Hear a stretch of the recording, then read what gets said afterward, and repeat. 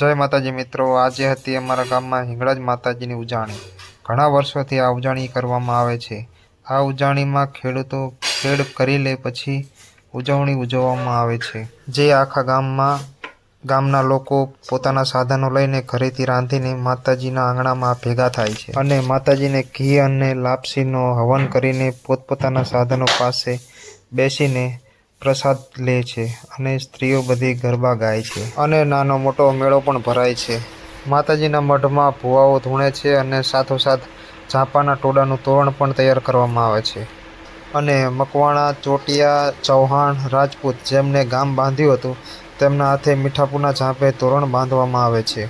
પછી માતાજી રજા આપે ત્યારે ગામના લોકો ઘરે જાય છે અને પુરુષો વર્ષોથી ચાલી આવતી પરંપરા મુજબ ઝાંપે પોતપોતાના સાધનો દોડાવે છે।